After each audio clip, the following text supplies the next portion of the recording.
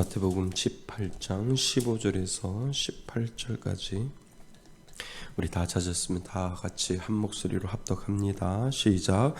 내 형제가 죄를 범하거든 가서 너와 그 사람과만 상대하여 권고하라. 만일 들으면 내가 내 형제를 얻은 것이요 만일 듣지 않거든 한두 사람을 데리고 가서 두세 증인의 입으로 말하다 확증하게 하라. 만일 그들의 말도 듣지 않거든 교회에 말하고 교회의 말도 듣지 않거든 이방인과 세리와 같이 여기라. 진실로 너희에게 이르노니 무엇이든지 너희가 땅에서 매면 하늘에서도 매일 것이요 무엇이든지 땅에서 풀면 하늘에서도 풀리리라. 아멘. 예, 감사합니다. 자, 오늘은 칼빈의 기독교 강요 4권 12구장 저희들이 들어갔는데요. 내용이 지난 시간하고 이렇게 많이 연결이 되어 있어요. 그러니까 지난 시간은 전체적인 숲을 저희들이 살펴보았다면 오늘은 그 안에 있는 부분들, 좀 방법론적인 부분들이 많이 필요합니다. 세상에도 사회에도 질서가 있듯이요. 질서가 있기 때문에 법을 만들어 놓고 그 법을 어기면 그 법에 합당한 규범을 주고 그 법에 합당한 벌을 주듯이 교회에도 어떤 구속력은 세상하고는 다르지만 구속력은 어떻게 보면 영적인 힘이 있기 때문에 그 영적인 힘에서 떨어지는 것은 정말 이 세상에 벌을 받는 것보다도 더 심한데 세상 사람들은 그렇게 생각을 안 하지요. 그런데 교회에도 법이 있고요. 그 법을 어기면 분명히 그것에 합당한 일들이 되어져야 한다라고 하는 거예요. 그건 무엇이냐면 교회에 대한 거룩성을 지키기 위해서, 교회에 대한 순수성을 지키기 위해서, 다시 말하면 하나님의 이름에, 예수 그리스도의 이름에 거룩성을 훼손시키지 아니하기 위해서 그 질서와 순수성과 거룩성을 지키기 위해서는 이러한 작업들이 분명히 필요하다라고 칼빈은 그 당시에도 이야기를 했다라고 하는 거예요. 근데 그 당시나 지금이나 다를 게 없거든요.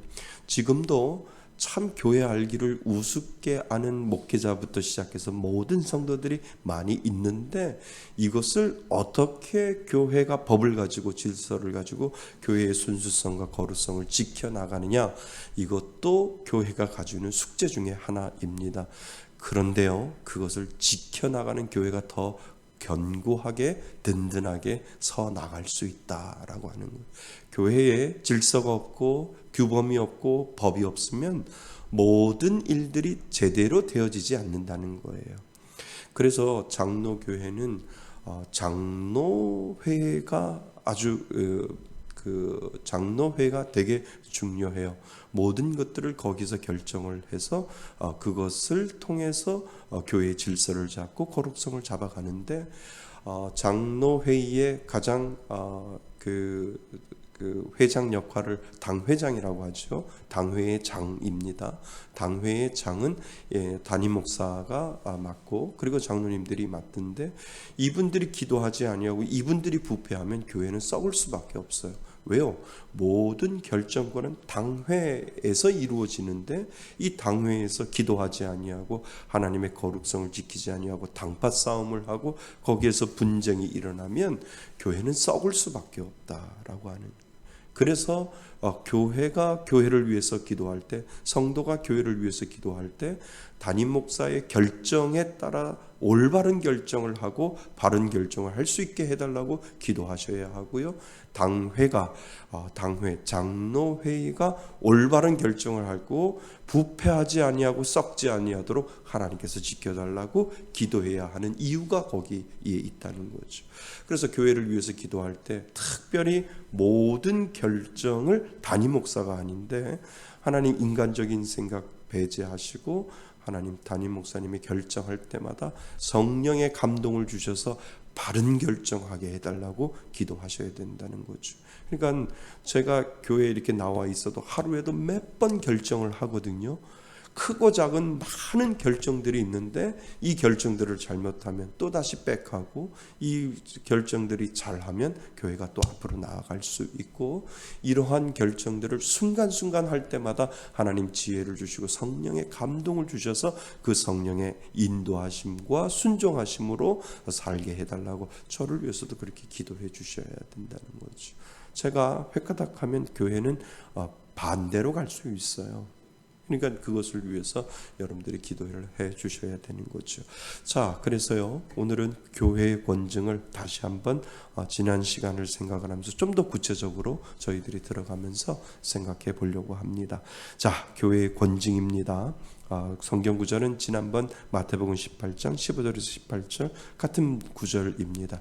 왜냐하면 거기에 하나님의 뜻이 있고요, 하나님의 생각이 있고 마음이 있기 때문에 그렇습니다. 자, 교회에서도 권징이 필요합니다. 인정하시죠? 예, 교회에서도 권징이 필요합니다. 예, 그렇다면 권징이 왜 필요할까요? 그것은 교회도 뭐이기 때문에, 사회이기 때문에 질서가 가장 많이 요구되는 곳이므로 더더욱 규율이 필요합니다. 그래서 교회는 세상은 법을 만들어서 질서를 잡지만 교회는 보이지 않는 질서가 있다라고 하는 거예요. 그것이 하나님이 만들어 놓으신 법이고 교회가 만들어 놓은 법이라는 거죠. 그래서 교회에서의 권징은 교리를 바로 세우고, 그지요? 이단 교리가 들어오면 안 되잖아요. 그래서 교리를 바로 세우고 잘못을 시정해 주고, 잘못한 걸 묵인하는 것이 아니고요, 잘못한 것을 그냥 눈 감아주는 것이 아니고요, 교회에서도 잘못되어 있는 것을 시정해 주어야 된다는 거예요.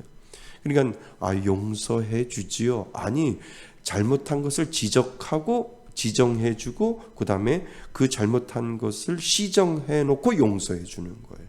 그냥 덮는 게 아니라니까요. 교회 법이 그렇게 되어 있고 칼빈도 그 얘기를 하는 거예요. 그래서 잘못을 시정해 주고, 당신 이렇게 했는데 이거 잘못했어요 라고 정확하게 이야기를 해주고, 하지만 교회는 용서해 줄 수 있어요. 이렇게 해야지. 그거 알고 그냥 덮고 가면 그 나중에 그것을 당연한 것이라고 생각을 했기 때문에 그 당시에 칼빈도 잘못된 것을 시정해 주고, 그죠? 시정해 주고 바르게 실천하도록 돕는 행위로서 때에 따라서는 뭐하고? 견책하고. 견책은 뭐예요? 교훈하고 또 바르게 하고 또 잘못된 부분을 이야기해 주는 부분들, 그것이 견제와 책망이지요. 그래서 견책하고, 그리고 뭐예요? 출교까지 시키는 행위를 말합니다. 자, 그래서 권징을 폐지하거나 약화시키는 사람은 결국 교회를 무기력하게 하고 해체하여 무질서한 교회로 만들 수 있습니다.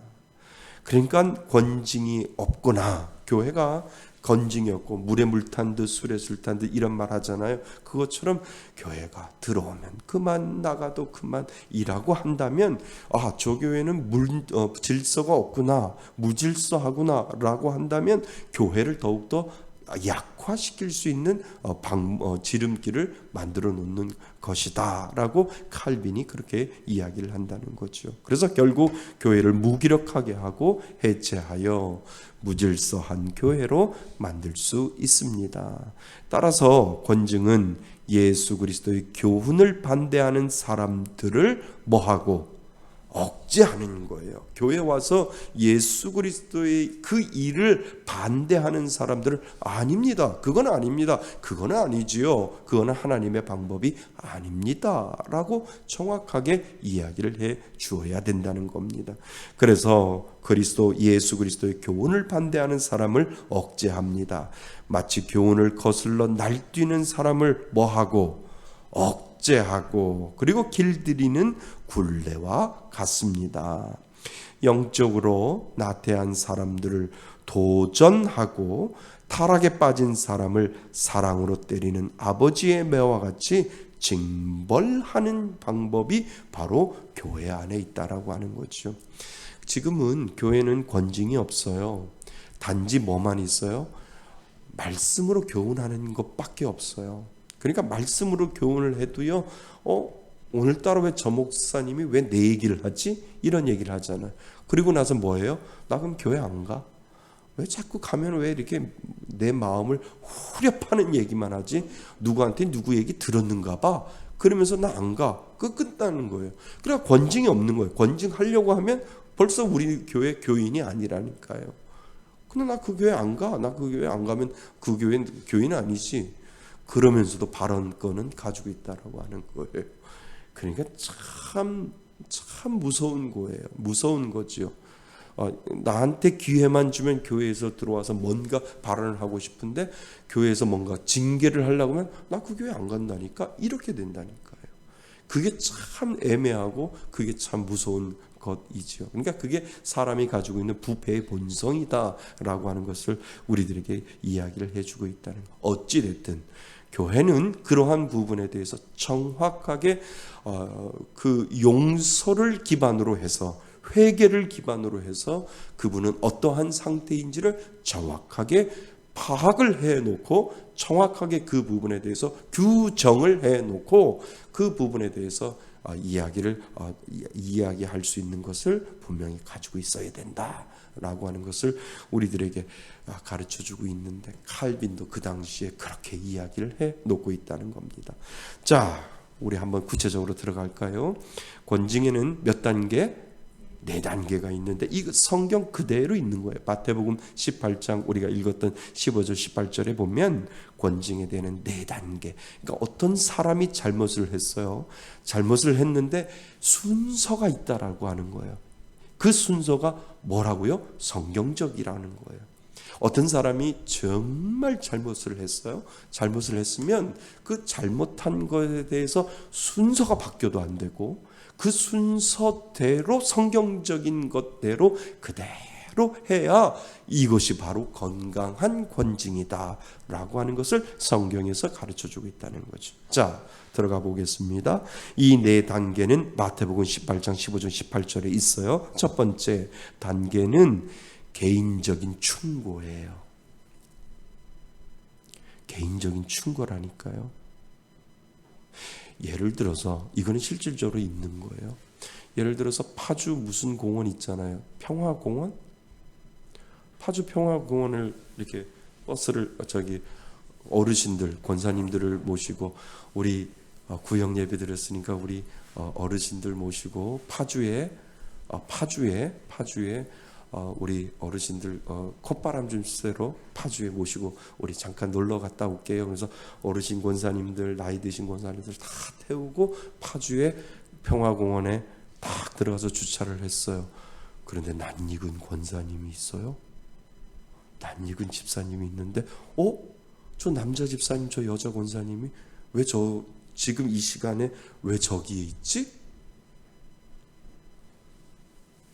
어떻게 할 건데요?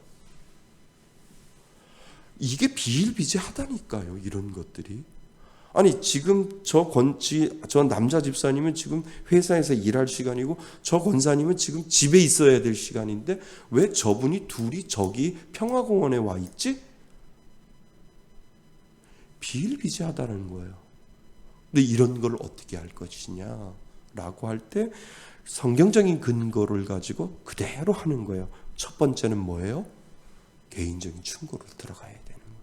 내가 당신도 지금 가정에 있고 당신도 가정에 있는데 왜 평화공원에 당신 둘이 그 낮에 가 있어? 권사님 좀 이상한데? 뭐지? 이렇게 이야기를 하고 물어볼 필요가 있다라고 해요. 이것이 개인적인 충고를 지금 들어가는 거예요. 이게 성경적인 거예요. 자, 마치 개인적으로 뭐라고 그래요? 그러면 못 써. 아니 있어야 될 시간에 거기가 있는 게 이상하지 않아? 그러면 못 써라고 개인적인 충고가 들어가야 된다라고 하는 거예요. 그거를 그냥 난 못 봤어. 이것도 뭐가 돼요? 죄라는 거예요.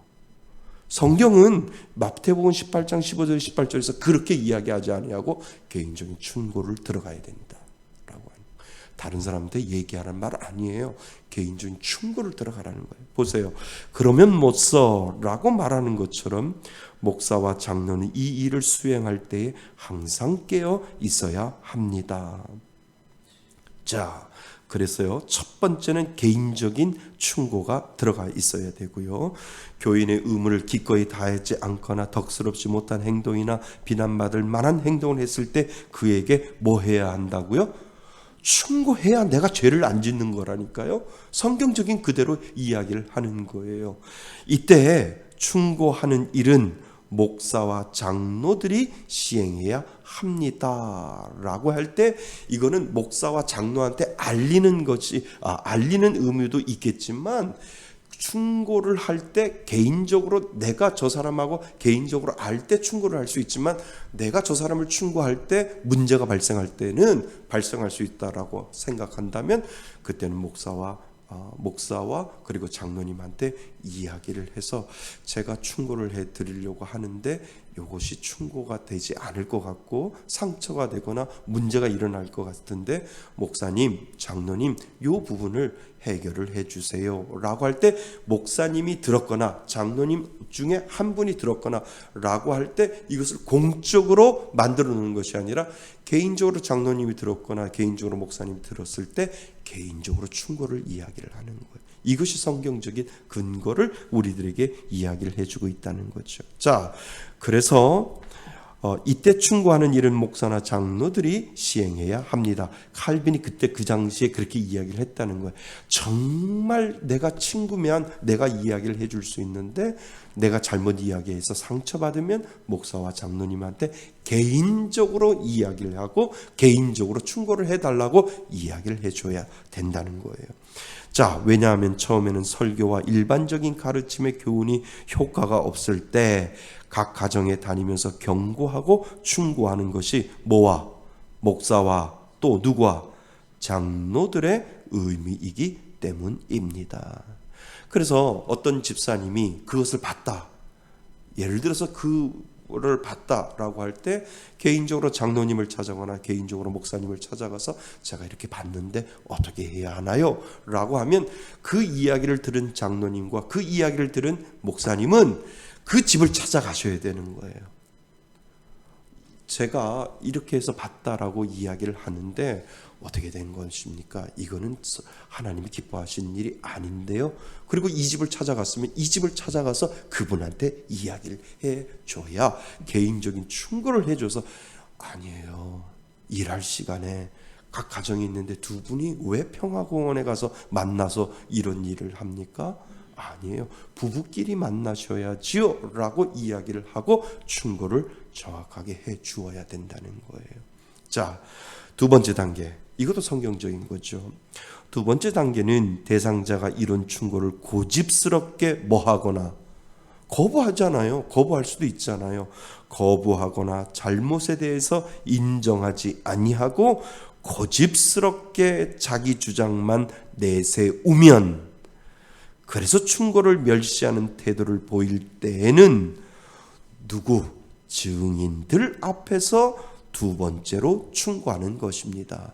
그러니까 목사님이 가잖아요, 장로님이 가잖아요. 그런데 충고하면, 야, 어떻게 보셨어요? 죄송해요. 제가 그 권사님 너무 좋아. 제가 그 집사님 저 회개하면서 금식하면서 하나님 앞에 용서를 구하겠습니다. 이러면 되는데, 누가 봤는데요? 누가 갔는데요? 안 갔다니까요? 그러면 뭐예요? 그러면 그 목사와 그 장로님은 나한테 얘기해줬던 그 집사님을 찾아가서 그 집사님을 데려다가, 집사님, 이분 아무래도 인정 안 하시는 것 같으니까 집사님 앞에서 제가 다시 한번 그분한테 이야기를 하겠습니다 라고 하는 것이 그 증인이라는 거야. 봤다라고 하는 사람, 봤다라고 하는 사람을 증인으로 세워서 목사님이나 장로님이 데리고 가서 그 증인 앞에서 당신 이래도 인정하시 안 하시겠습니까? 라고 하는 것이 몇 번째 방법이에요? 두 번째 단계라는 거예요. 두 번째 단계. 자, 세 번째 단계는 제가 이야기하는 게 아니라 성경이 그렇게 지금 이야기를 하고 있다는 거예요. 세 번째 단계는 그래도 듣지 않으면 이제는 공식화해야 되는 거죠. 어디 회? 장로회. 우리 교회로 말하면, 지금으로 말하면 중직자회, 그죠? 장로회 앞에 불러서 뭐로? 공적으로 엄히 충고해야 합니다. 공적으로 엄히. 이것이 세 번째 단계예요. 공적으로 엄히 충고해야 합니다. 이때는 공적인 권위로 더욱 엄중히 충고하는 겁니다. 그러니까 그때는 장로회의에다 불러놓고, 중직자회에다 불러놓고 저희들이 개인적으로 찾아가서 개인적으로 충고를 했는데도 인정하지 아니하시고, 잘못했다고 하나님 앞에 회개하지 아니하셨으니까 아니해서 증인을 데려다가 저희들이 충고를 했는데도 그래도 인정을 안 하셔서 저희들이 장로회의에다가 공적으로 회부를 합니다. 이때 그분은 나타날까요? 안 나타날까요? 이미 떠났다니까요. 이미. 옛날에 칼빈이 있을 때는 동네에 교회가 하나밖에 없었어요. 하나밖에 없기 때문에 교회 안 나오면 문제가 생겼다는 거예요. 여기는 지금 교회는 아니, 지금 사는 사람 여기만 교회인가? 이런 거. 네.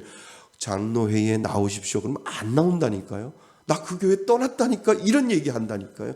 그래도 교회는 그분이 나오든 안 나오든 그 결과에 대해서 우리는 이렇게 첫 번째 단계와 두 번째 단계와 세 번째 단계까지 이분이 인정을 안 했기 때문에 교회에서는 이분에게 권징을 했습니다 라고 하는 어떤 서류나 어떤 결과지를 분명히 가지고 있어야 된다라고 하는. 그게 나중에 교회의 순수성을 지켜나가려고 하는, 거룩성을 지켜나가고 예수님의 이름에 먹칠하지 않기 위한 방법 중에 하나다라고 하는 것을 이따가 우리가 볼 수가 있다는 거죠. 그래서 공적으로 엄히 충고해야 합니다. 이때는 공적인 권위로 더욱 엄중히 충고하는 것입니다. 이것은 그로 하여금 교회를 뭐하고, 2페이지입니다. 교회를 존중하여 굴복하고 순종하게 하려는 것으로서 그리스도의 뭐입니까? 명령입니다. 이것이 말씀 속에 들어와 있기 때문에 성경적인 방법이에요. 첫 번째는 충고, 두 번째는 증인을 세우고, 세 번째는 장로회의를 통해서 그 사람에 대한 잘못을 이야기를 해줘야 된다는 거예요. 가장 좋은 방법은 뭐예요? 개인적으로 충고했을 때, 개인적으로 충고했을 때 그 사람이 예, 알겠습니다. 제가 잘못했습니다. 용서해 주세요.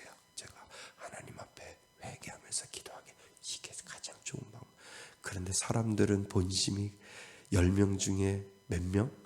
9명은 끝까지 발변한다니까. 오리발 내놓고 끝까지 발뺌을 해서 결국 장로회의 하기 전에 떠난다니까요. 나 떠났다니까, 이렇게 이야기를 한다는 거죠.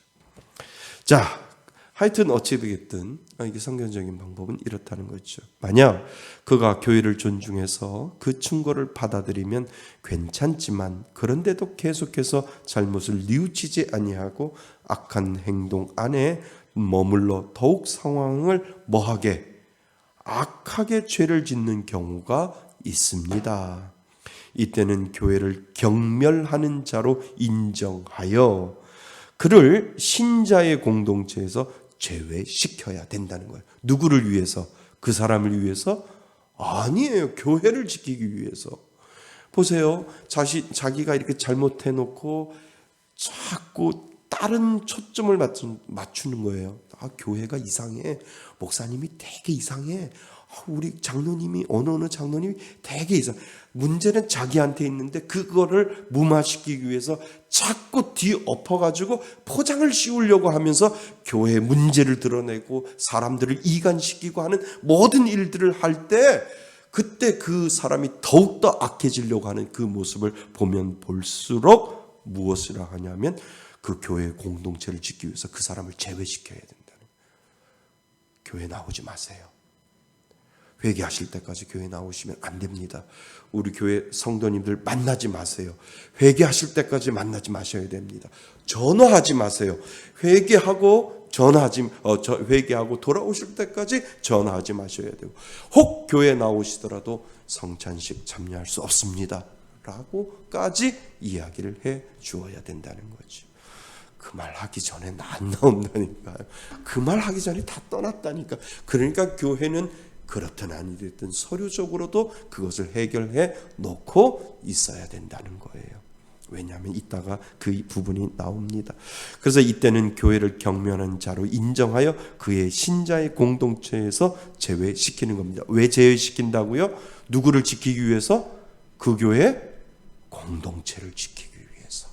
그 사람을 지키기 위해서가 아니라 그 한 사람 때문에 교회에 이간질을 시키고 교회에 문제가 생길 수 있고 교회 공동체가 흐트러질 수 있기 때문에 교회의 공동체를 지키기 위해서 제외시키는 일을 해야 한다는 거예요. 누가? 장로님들이 장로회의에서, 그리고 중직자회의에서 그 일들이 되어져야 합니다. 왜냐하면 교회를 경멸한다는 것은 예수님을 경멸하는 것과 뭐예요? 같기 때문입니다. 이건 역시 예수님의 뭐이기 때문에? 명령이기 때문입니다. 말씀 안에 다 들어와 있다는 거죠. 자, 그런데 지금까지의 단계는 은밀한 죄에 해당하는 거예요. 무슨 죄? 은밀한 죄. 그러니까 벌써 교회 안에서 크게 벌어지고 공론화되기 전에 정말 그 사람이 은밀하게 어떤 그 관계 속에서, 제가 예전에도 이야기했잖아요. 성가대 안에서 목사님이 목사님이 설교 시간에 집사님이 오빠 예배 끝나고 어디 가? 제가 말씀드렸잖아요. 이거 실질적으로 있었던 일이라니까요. 그러니까 그 남자 집사님이 그럼 우리 밥 먹으러 갈까? 각각 가정이 있는데도 그 성가대 안에서 목사님이 말씀을 선포하시는 그 예배 시간에 서로 핸드폰으로 왔다 갔다 하면서 오빠 우리 예배 끝나고, 오빠래요? 집사님도 아니고, 오빠 우리 예배 끝나고 밥 먹으러 갈까? 그러면 나 일 있다고 얘기하고 가족하고 먼저 나올 테니까 당신도 나와. 그래서 밥 먹으러 간다니까요. 나 일이 있으니까, 교회에 있으니까 당신 먼저 애들 데리고 집에 가 하고 만난다니까. 이러한 은밀한 죄들이 얼마나 많이 있는데 이것들을 어떻게 할 것인가? 이것들은 다 은밀한 거잖아요. 그래서 지금까지의 단계는 은밀한 죄에 해당하는 것이고, 만약 어떤 죄가 이미 어디 사이에, 성도들 사이에 널리 드러난 것이라면 교회는 여기다 동그라미 치셔야 돼요. 즉시 뭐라고요? 즉시 이것을 공론화해야 된다는 거예요. 그러니까 온누리 교회에서 부목사님이 여자 성도님하고 불륜의 관계를 맺으니까 그 이재훈 목사님이 그냥 공론화시킨 거잖아요. 장로회의에서. 이거는 목회자가 잘못된 겁니다. 이것은 우리가 잘못했습니다. 모든 목회자 회개하고 모든 목회자 금식하고 하나님 앞에 사죄하면서 우리가 자복하겠습니다 라고, 이 온누리 교회가 작년인가요? 재작년에 우리 부목사가 이러한 여집사하고 문제가 생겼고 불륜을 저질렀습니다. 우리가 잘못했습니다. 그래서 거기에 장로님들하고 거기에 모든 목사님, 담임 목사님부터 시작해서 모든 부목사님들이 회개하고 금식하고 하나님 앞에 자복하고 통회하는 그런 시간을 공론화했다는 거예요. 그러니까 이것이 쉬쉬쉬 하기 전에 이미 성도들 안에서 야, 그 부목사님하고 그 목사님, 그 여자 집사님하고 그렇고 그런 사이라며 라고 하는 이러한 이야기들이 벌써 그 교회 안에서 다 퍼져나갈 때 가만히 있는 것이 아니라 이것을 공론화하고 우리가 잘못했습니다 라고 담임 목사님이, 이재훈 목사님이 내가 잘못했습니다, 우리가 잘못했습니다, 용서해 주십시오 라고 공론화해서 모든 것들이 다 모든 것들이 다 회개하고 다시 원점으로 돌아갈 수 있도록 빨리 이 부분들을 했다라고 하는, 이게 다 성경적이라는 거예요. 자, 그래서 즉시 공적으로 그 죄를 엄숙하게 뭐 해야 하요? 책망해야 합니다. 은밀히 아직도 드러난 죄가 아니라 개인적으로 알고 있는 죄라면 그 죄에 대해서는 그 사람과만 상대하여 권고하라고 말씀하셨습니다. 그러니까 은밀한 거나 그 개인적으로 지은 죄에 대해서 그렇게 이야기했지만, 그러나 개인적이고 은밀한 죄가 이미 어디 안에서? 교회 안에서 수근수근하고 교회 공동체 일원들이 서로 알아간다면 빨리 공적으로 그 죄를 뭐 해야 해요? 전환해야 합니다. 이것이 성경적이라는 거예요. 그래서 공적으로 그 죄를 전환해야 합니다. 그래서 사도 바울은 모든 사람 앞에서 꾸짖어 나머지 사람들로 뭐 하게 하라고요? 두려워하게 하라.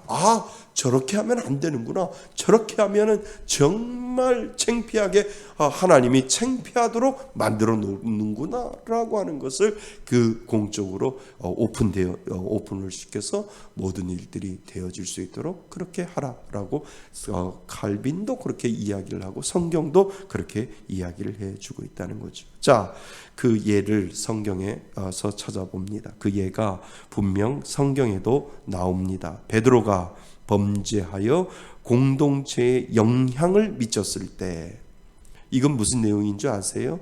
베드로가 할례 받지 않는 사람들하고 음식을 같이 먹다가 누가 들어왔어요? 유대인이 들어왔잖아요. 유대인이 들어왔더니 베드로가 뭐 했어요? 갑자기 먹는 걸 멈추고 안 먹는 것처럼 그렇게 한 것이 베드로가 들켰어요. 들킨 거에 대해서 사도 바울이 이러한 부분은 공적으로 베드로를 내가 책망할 일이 있노라 라고 얘기하면서 성경에 베드로가 사도 바울이 베드로를 책망하는 일들이 있어요. 이것이 바로 성경적인 거. 왜냐하면 베드로가 글쎄 할례 받지 못한 사람하고 먹었대, 할례 받은 사람과 먹었대, 받지 않는 사람과 먹었대, 이런 얘기가 계속 교회 공동체를 이간하고 교회 공동체에 문제가 생기니까 아예 사도 바울이 베드로를 놓고 공적으로 책망을 하며 공적으로 교회를 거룩성을 지키기 위해서 그러면 안 돼라고 사도 바울이 공적으로 이야기를 해 놓았다라고. 이것도 성경적인 근거를 우리들에게 이야기를 해주고 있죠. 자, 그래서 베드로가 범죄하여 공동체에 영향을 미쳤을 때 바울은 베드로에게 사적으로 충고하지 않고 교회 앞에서 책망을 하였습니다. 자, 그래서 우리 3번 같이 한번 읽어볼까요? 3번 갈라디아서 2장 14절입니다. 시작. 그러므로 나는 그들이 복음의 진리를 따라 바르게 행하지 아니함을 보고 모든 자 앞에서 게바에게 이르되 내가 유대인으로서 이방인을 따르고 유대인답게 살지 아니하면서 어찌하여 억지로 이방인을 유대인답게 살게 하려느냐 하였노라. 이 얘기가 그 얘기라는 거예요. 갈라디아서 2장 14절 이야기라는 거죠.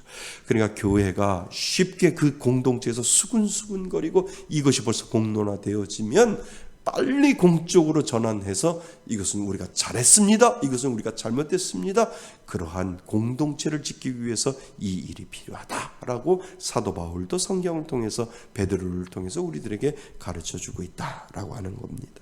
그래서 따라서 사적인 죄를 시정할 때는 예수님이 정하신 절차를 밟아야 하며 공개적인 죄로서 공중이 알게 된 죄에 대해서는 즉시 교회가 엄숙하게 책망해야 합니다. 되셨죠? 예, 자, 3페이지. 자, 그렇다면 심각한 죄에 대해서 어떻게 권징을 해야 하는가요? 심각한 죄에 대해서 어떻게 권징을 해야 하는가요? 경우에 따라 가벼운 죄와 무거운 죄로 구분합니다. 성경에 기록된 예를 본다면, 그러니까 제가 이것도 한 예잖아요. 예전에 그 사찰 집사가 교회 헌금통을 모든 사람들이 다 교회를 나갔을 때 문이 다 닫힌 상태에서 그 각 헌금통에 있는 헌금을 들어서 다 그 자기가 착복을 했던 그런 사건, 옛날에 제가 한번 말씀을 드렸잖아요. 그때 벌써 교회 안에서는 수근수근 다 되었었어요. 사칠집사가 교회 헌금을 그렇게 새꼬랑지를 다 집어넣어가지고 다 꺼냈다며. 그러면 이것이 벌써 교회 성도들한테 다 수군수군대고 사찰집사가 그렇다며 라고 하고 얼마 훔쳐갔대, 얼마 하나님의 돈을, 그 하나님 앞에 드렸던 헌금을 가져갔대. 그리고 그 봉투를 꺼내가지고 그 이름이 안 적혀 있는 봉투는 꺼내서 자기가 주머니 넣고 이름 있는 봉투는 집어넣고 계속 그 작업을 몇 년 동안 해왔는데 이것이 벌써 공론화되고 모든 사람들이 알아가는 그런 상황일 때는 교회가 선전보고를 해야 되는 거예요. 우리가 관리를 잘못해서 사찰집사가 이렇게 잘못됐습니다 라고 해서 그동안 우리가 했던 모든 개수들을 재정부를 통해서 우리가 다시 한번 이것을 점검을 해서 얼마 플러스 마이너스 얼마, 하나님 앞에 드렸던 돈이 얼마인데 얼마가 문제가 생겼고 얼마에 대해서 우리가 이거에 대해서 우리가 다시 한번 찾아내서 정확하게 하나님 앞에 드렸던 플러스 마이너스 돈을 정확하게 우리가 이야기를 해야 합니다 라고 하는 공적인 오픈이 되어야 되는데 이게 안 됐다는 거예요. 그냥 쉬. 근데 이미 교회에서는 다 이것이 공론화되어 있기 때문에 이것이 교회를 이간하고 순수성을 지켜나가지 못하도록 만들어 놓을 수 있는 문제가 됩니다. 그러니까 이거를 누가 결정하는 거예요? 담임 목사님하고 장로님들이 아닙니다. 이거는 벌써 어린아이들까지 다 아는 이야기입니다. 이거는 벌써 공적으로 드러나지는 않았지만 사람들 사이에, 성도들 사이에 수군수군 되어지고 있는데 이걸 어떻게 합니까? 라고 할 때 장로님들과 담임 목사님이 그러면 이건 오픈시킵시다. 우리가 관리를 잘못해서 우리 교회 직원을 잘못 다루어서 이 잘못된 이 직원을 바로잡기 위해서 우리가 정확하게 그동안에 했던 모든 헌금들을 다 오픈을 하고 이런 부분에 대해서 잃어버린 것들을 다시 찾아나고 얼마를 잃어버렸는지 얼마를 착복했는지 얼마에 대해서 우리가 이 부분에 대해서 정확하게 해야 됩니다 라고 하는 공론화가 되어지지 아니하면 교회는 순수성을 잃어간다는 거예요. 왜 안 하지? 왜 안 하지? 혹시 목사님이 이거 개인적으로 이거 한 거 아니야? 그거 들통날까봐. 장로님들끼리 성도들이 모르는 일들을 장로님들끼리 이 계약을 하고 수주를 했던 이런 것들도 다 오픈이 될까봐 쉬쉬하는 거 아니야? 교회는 그때부터 순수성을 잃어가고 순수성을 잃어간다고 하는 것은 예수님이 그 능력이 그 교회에 나타나지 않는다는. 그래서 조심해야 된다. 그래서 장로님들도 깨어 있어야 되고 그래서 목사님들이 깨어 있어야 그 교회의 순수성을 지킬 때 예수 그리스도의 능력이 그 가운데 나타난다라고 하는 걸 우리들에게 가르쳐주고 있다는 거죠. 칼빈만 그런 게 아니라 지금도 그렇다니까요. 그러니까 칼빈 때도 이런 일들이 있었다는 거예요. 있으니까 칼빈이 이야기를 하는데 그 죄는 시간이 지나도 변질이 안 돼. 시간이 지나도 여전히 그 죄는 남아 있는 거예요. 사람이 부패한 본성이 가지고 있기 때문에 그렇다는 거죠. 자, 3페이지 맨 위인가요? 예, 그렇다면 심각한 죄에 대해서 어떻게 권징을 해야 하는가요? 경우에 따라서 가벼운 죄와 무거운 죄로 구분을 할 수 있지요. 성경에 기록된 예를 본다면 고린도 교회에서 일어난 근친상간은 무서운 죄입니다. 그 당시에 고린도 교회에서는 아버지의 와이프, 아버지의 엄마, 그러니까 배다른 아들이 엄마를 사랑하는, 그래서 같이 살고 이런 근친상간들이 분명히 있었다라고 하는 거죠. 그래서 근친상간은 무거운 죄이지요. 바울은 그러한 죄에 대한 소식을 들은 즉시 출교의 벌을 내렸습니다. 아주 출교의 벌을 내렸어요. 자, 4번 같이 한번 고린도전서 5장 2절에서 3절 같이 한번 읽어보겠습니다. 시작. 너희 중에 심지어 음행이 있다 함을 들으니 그런 음행은 이방인 중에서도 없는 것이라. 누가 그 아버지의 아내를 취하였다 하는도다. 그러하고도 너희가 오히려 교만하여져서 어찌하여 통하니 여기지 아니하고 그 일 행한 자를 너희 중에 쫓아내지 아니하였느냐? 내가 실로 몸으로는 떠나 있으나 영으로 함께 있어서 거기 있는 것 같이 이러한 일 행한 자를 이미 판단하였노라. 그 일이 있었다는 거예요, 고린도 교회에. 그죠? 그 일이 있었을 때는 이거는 무거운, 이거는 있을 수 없는 일이야. 어떻게 근친상간이 있어? 출교라고 해서 정확하게 교회가 그 질서를 잡아가야 되는데 그걸 보고도 눈을 감았다라고 하는 거예요. 오늘날도 있다는가요? 자, 이렇게 무서운 죄에 대해서는 충고나 견책을 할 뿐 아니라 더 엄격한 권징을 시행해야 합니다. 또한 가벼운 죄에 대해서는 교회가 충고하였으나 듣지 않고 교회의 판단을 멸시하는 사람들에게만 그 다음 절차를 취해야 합니다. 아무리 가벼워도 그것을 인정하지 아니하면 그 다음 단계를 취해야 한다는 거지요.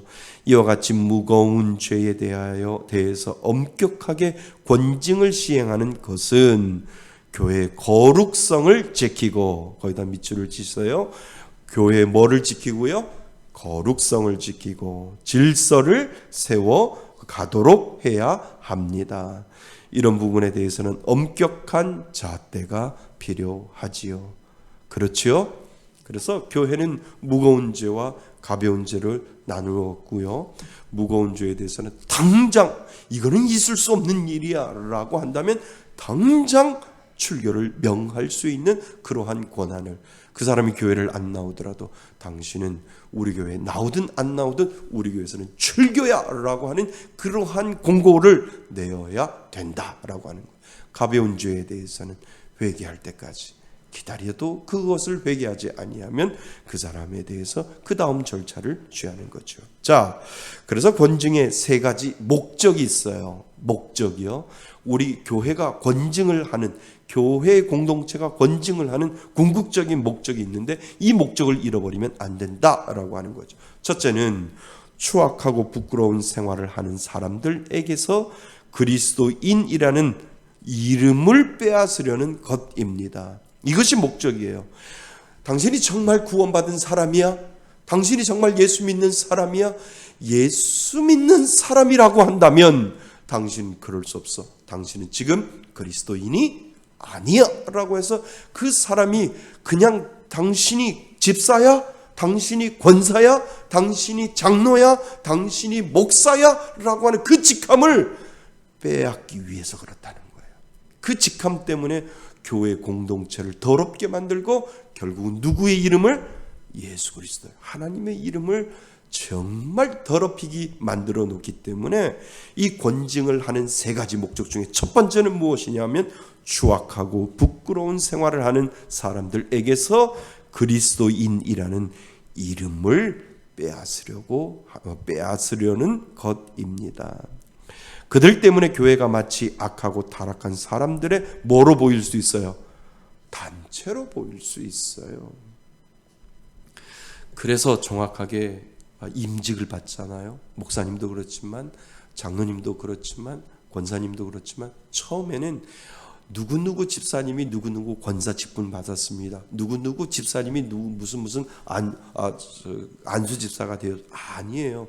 누구누구 씨가 이제 일반인 평면인 사람이 예수 그리스도의 직분을 받고 이제 하나님의 일을 하는 항종 직분자를 받습니다 라고 하는 그 명칭을 주기 위해서 처음에는 김기성 씨가 하나님으로부터 안수를 받아 목사로 임직되었습니다 라고 그렇게 한 줄이 되어 간다니까. 예를 들어서 유재선 안수집사 이런 말 안 쓴다니까. 유재선 씨가 하나님의 부름을 받아 항종 직분자로 장로의 임직을 받았음, 이렇게 된다는 거예요.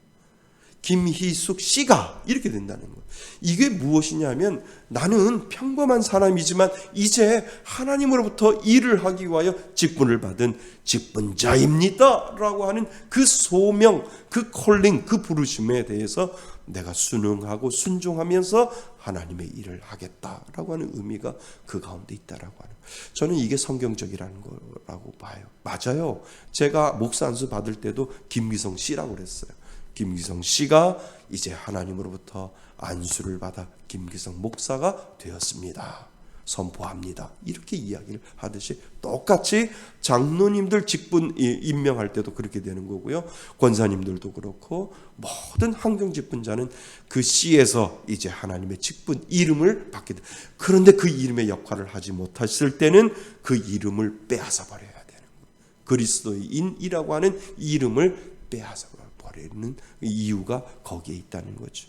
왜냐하면 그 사람을 통해서 하나님의 이름을 욕되게 하고 예수님을 뭐하게 만들어요? 부끄럽게 만들기 때문에 그렇다라고 하는 겁니다. 이것 때문에 부끄러운 지옥이 누구께로? 예수님께로 돌아가게 하는 것도 뭐이기 때문이다? 죄이기 때문이다 라고 이야기를 하는 거죠. 둘째는 선한 사람들이 악한 사람들과 교제함으로 물들지 아니하고 타락하는 것을 막기 위해서 권징을 하는 거예요. 두 번째는 뭐라고요? 선한 사람들이 악한 사람들과 교제함으로 물들어가요. 물들지 아니하고 타락하는 것을 막기 위해서 그렇다는 거죠. 인간의 본성은 뭐 되어 있어? 부패되어 선한 길로 가는 것보다 나쁜 행실을 따라하기 쉽기 때문입니다. 그러니까 선한 거는 안 퍼져나가요. 근데 악한 거는 교회 안에서 잘 퍼져나가요. 가만히 내도 발이 달려가지고 악한 거는 금세 퍼져나간다는 거예요. 선한 것은 뛰어가서 얘기해주고 좀 들어봐. 그래서 간신히 들리는 거지. 악한 거는 가만히 있어도 발이 달려서 얼마나 빨리 퍼져나가는지 모른다라고 하는 거죠. 그것을 막기 위해서 선한 사람들이 악한 사람들과 교제함으로 물들지 않기 위해서 그것을 막기 위해서 권징을 하는 두 번째 목적이다라고 하는 거죠. 그래서 바울은 교회의 근친상간 문제에 대해서 적은 누룩이 온 덩어리에 퍼지는 것을 알지 못하느냐라고 말하는 이유가 거기에 있다는 거죠. 그래서 악한 것은 쉽게 뭐 된다고요? 전염됩니다. 셋째는 권징을 받음으로 죄인이 죄와 자신에 대해 부끄러워하도록 만들려는 것입니다. 그러니까 부끄러워하도록 만드는 건 뭐예요? 궁극적으로 회개하도록 만들려고 하는 거지요. 그죠? 그래서 권징을 교회에서 권징이 필요해요. 권징을 하려는 세 가지가 바로 여기에 있다는 거예요. 그리스도의 이름, 예수님의 얼굴에 먹칠하기 전에 이름을 빨리 빼기 위해서 그런 거고, 두 번째는 선한 사람들까지도 물들게 하지 않기 위해서 그런 거고, 세 번째는 자신의 권징받는 사람들이 뭐하게? 자신이 부끄럽게 만들어서 회개하도록 만들기 위해서 권징을 하는 세 가지의 목적이 그 안에 있다라고 하는 거죠. 자, 그렇다면 권징을 시행할 때 반드시 필요한 영적 자질은 무엇일까요? 성경은 권징을 시행할 때는 반드시, 이게 참 중요해요, 온유한 심령으로 해야 한다라고 이야기를 해줘. 그러니까 막 싸움하면서 막 삿대질하면서 당신 권징할 거야, 이게 아니라 교회의 방법은 무슨 방법으로? 온유한 심령으로. 참 온유한 심령이 되려면 뭐가 있어야 되는 줄 아세요? 기도가 있어야 되는 거예요. 그 사람의 죄를 보면서 아파하면서 하나님, 저 사람 어떻게 할까요? 하나님 용서해 주세요 라고 하는 이 온유한 심령은 뭐를 통해서 나온다? 기도를 통해서 나온다 라고 하는 거예요. 자, 5번 한번 읽어볼까요? 5번 갈라디아서 6장 1절입니다. 시작. 형제들아, 사람이 만일 무슨 범죄한 일을 드러나거든 신령한 너희는 온유한 심령으로 그러한 자를 바로잡고 너 자신을 살펴보아 너도 시험을 받을까 두려워하라. 아멘. 그래서 기도하는 마음으로 온유한 심령을 가지고 그 사람을 필요하다라고 하는 거죠. 자, 그 다음 4페이지. 또한 벌을 받는 사람이 너무 심한 슬픔에 빠지지 않도록 주의하라고 합니다. 그지요? 이것이 세상적인 방법하고 다른 거지요. 왜냐하면 권징의 궁극적인 목적이 통회하고 자복하는 회개에 있기 때문에 있습니다. 그러니까 교회가 권징을 하는 궁극적인 목적은 뭐 하기 위해서? 회개시키기 위해서. 당신 잘못했으니까 회개, 돌아와라, come back home, come back church, come back. 교회로 돌아와야 당신은 삽니다. 그것이 궁극적인 목적이 거기에 있다는 거죠. 자, 그래서 교회는 받은 사람을 위해서 하나님께 기도해야 하며 우리 자신의 판단을 내세우지 말고 깨어 기도하며 하나님의 판단에 의지해야 합니다. 죄인이 교회 앞에서 회개한 증거를 보이고 그 증거로 교회에 끼친 누를 씻어버린다면 그를 용서하고 뭐 해줘야 돼요? 회복시켜 주어야 합니다. 그래서 교회는 끝까지 그 사람이 회개하고 돌아올 때까지 기다려 줘야 된다는 거예요.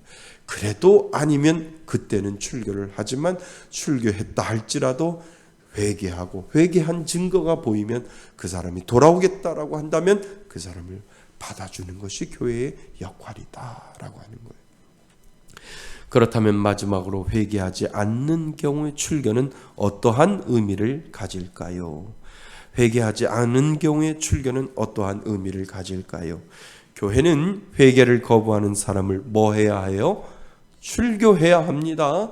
우리 교회에서는 출교시켰습니다라고 할 때 분명히 어떤 성도가 왔을 때 어떤 분이 왔을 때 그 부분에 대해서 상태는 만약에 예수를 처음 믿는 사람에 대해서는 괜찮아요. 그런데 어느 교회에서 왔다라고 하면 사실 그 교회 목사님한테 물어봐야죠. 어떤 상황에서 왔는지. 너무 멀어서 이사 왔습니다 라고 했다든가 어떠한 이야기를 들었을 때 그 목사님이 그분은 우리 교회에 문제를 일으켜서 출교를 당하신 분입니다 라고 해야 그 교회를 지켜줄 수 있다니까요. 무슨 말씀인 줄 아세요? 그러니까 교회가 하나님이 살아있는 곳이고 교회가 하나님의 거룩성이 지켜가야 된다라고 한다면 저희 교회에서 그분을 출교했는데 그분이 회개했는지 점검해 볼 필요가 있습니다 라고 하는 이 한마디가 필요하다니까요. 그래야 그 교회도 죄를 짓지 않게 하고 그 교회의 거룩성을 지킬 수 있도록 만들어 놓는다는 거죠. 그래서 교회가 그 출교의 작업이 필요하다는 거예요. 우리 교회에서 끝까지 회개할 수 있도록 기회를 드렸는데 회개하지 아니하고 나가셨습니다. 그래서 교회에서는 출교를 했습니다. 근데 그분은 회개하지 않고 돌아오지 않았습니다. 그래서 교회는 출교를 했습니다. 그런데 그 교회에서 전화가 왔어요. 목사님, 이 교회 누구누구 권사님, 이 교회 누구누구 장로님이 우리 교회에 와서 섬기도록 등록을 했는데 그 교회에서 잘 섬겼는지요? 죄송합니다. 저희 교회에서는 회개하지 아니하고 끝까지 회개하지 아니하고 돌아오지 아니해서 저희 교회 행정상으로 출교를 했습니다. 그래서 목사님 교회에서 헌신하고 섬기겠다라고 하면 그 회개의 증거를 목사님 점검해야 하고 검증하셔야 됩니다 라고 하는 이 말이 필요해요. 누구를 위해서? 하나님의 이름을 위해서, 그 교회의 순수성을 지키기 위해서, 그 교회의 거룩성을 누구의 이름으로? 하나님의 이름으로 그 교회의 거룩성을 지키기 위해서 그 작업이 필요하다는 거예요. 그런데 요즘 그거 안 해요. 오는 것만 해도 감사하다고 생각을 해요. 한 명 더 늘었네 라고 생각해서 다시는 그런 얘기 안 한다라고 하는 거예요. 그런데 교회, 하나님의 교회를 순수성을 지키기 위해서는 그것이 분명히 필요하다라고 하는 거죠. 자, 교회는 회개를 거부하는 사람을 출교해야 합니다. 출교는 그의 도덕적 행위에 대해서 처벌하는 징계입니다. 출교도 벌을 주는 것이지만 끝까지 회개하지 아니하면 하나님으로부터 영원한 형벌을 받을 것을 미리 경고하는 것이고, 참 중요해요. 죄인으로 하여금 돌이켜 뭐하게 하고 회개하고 구원을 얻게 하려는 것입니다. 그래서 이 세상에 살 때 출교를 명하는 이유가 그 다음에 있어요. 출교를 당하여 지옥 같은 이 세상을 살아도 영원한 불구덩이 뭐보다는 지옥보다는 낫기 때문에 이 세상에서 출교를 해서 돌아오도록 만들어 주어야 된다는 거예요. 회개하지 아니하고 끝까지 버티면 영원한 불구덩이 지옥보다는 낫기 때문에 이 세상에서 살아갈 때 출교를 시키는 이유가 바로 거기에 있다는 거예요. 그래서 여기다 밑줄을 치우셔야 돼요. 출교당하여 지옥 같은 이 세상을 살아도 영원한 불구덩이 지옥보다는 낫기 때문에 이 세상에 머물 때 출교를 시키는 이유가 바로 거기에 있다라고 하는 거죠. 결론, 권징을 시행하기 위해서는 교회의 권세가 필요합니다. 교회가 힘을 잃어버리면 안 되지요.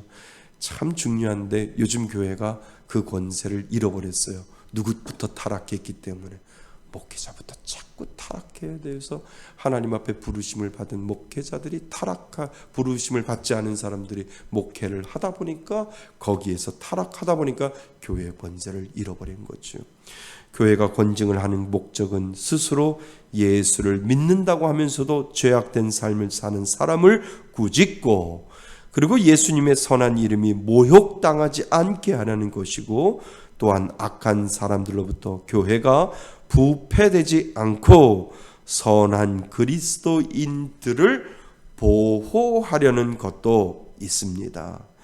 그래서 권징의 궁극적인 목적은 뭐하여? 회개하여 돌아오는 것입니다. 그러니까 칼빈은 그 얘기를 하는 거예요. 이 권징이 정말 힘들지만 권징을 해야 교회를 지킬 수 있고 예수님의 거룩성을 지킬 수 있고 또 성도를 지킬 수 있다. 그래서 권징이 교회는 필요하다. 우리들에게 그렇게 가르쳐주고 있습니다. 그래서 우리 교회도 이런 부분들을 좀 잘 따라서, 참 어렵고 힘든 과정을 지난주하고 오늘 저희들이 배웠는데, 결국은 교회에 질서를 세워야 하고요. 그 질서를 세우기 위해서는 궁극적으로 이런 부분들이 꼭 필요하다라고 하는 것을, 교회의 생활을 오래 하다 보면 이런 부분들을 꼭 배워야 된다라고 하는 것을 꼭 기억하실 수 있기를 바랍니다. 예, 감사합니다. 우리 잠시 기도하기를 원합니다.